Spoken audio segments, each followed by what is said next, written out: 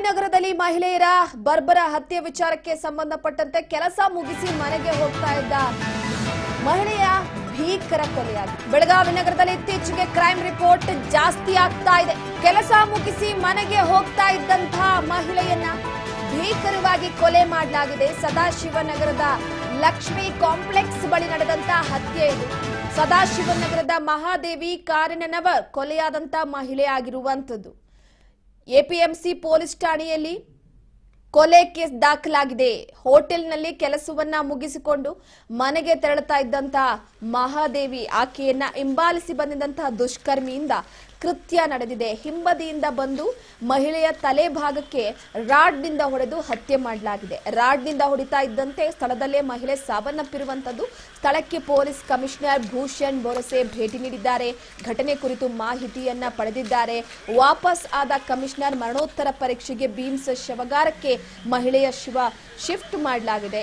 APMC police ಠಾಣೆಯಲ್ಲಿ ಕೊಲೆ case ಕೂಡ ದಾಖಲಾಗಿರುವಂತದ್ದು ಗಮನಿಸ್ತಾ ಇರಬಹುದು. ಈಕೆಯೇ ಕೊಲೆಯಾದಂತಹ ನಮ್ಗೆ ಪರಿಚಯ ಇದ್ದಾರೆ.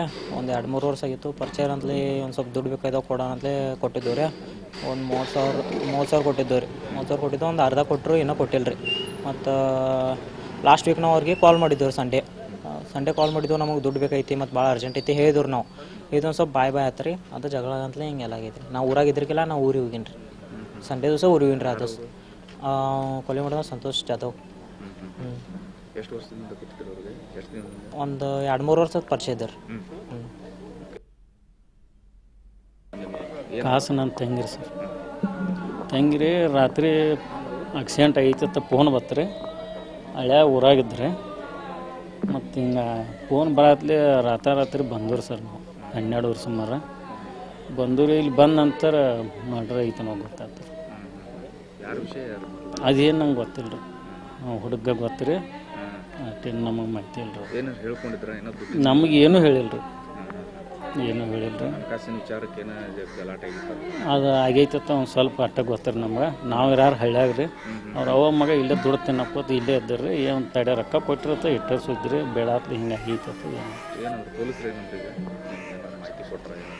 ನಮಗೇನು ಕೊಟ್ಟಿಲ್ಲ ರೀ ಸರ್. ನಮಗೇನು ಕೇಳಿಲ್ಲ ರೀ. ಇಲ್ಲಿ ಹಳ್ಯಾನ ಕೇಳತ್ತಾರೆ, ನಮ್ಮನ್ನೇನು ಕೇಳಿಲ್ಲ ರೀ. ಕಾಸು ನಮ್ಮ ತಂಗಿರಿ. ಕಾಸು ನಮ್ಮ ತಂಗಿರಿ ಸರ್. ತಂಗಿರಿ ರಾತ್ರಿ ಆಕ್ಸಿಡೆಂಟ್ ಆಗೈತೆ ಫೋನ್ ಬತ್ರಿ.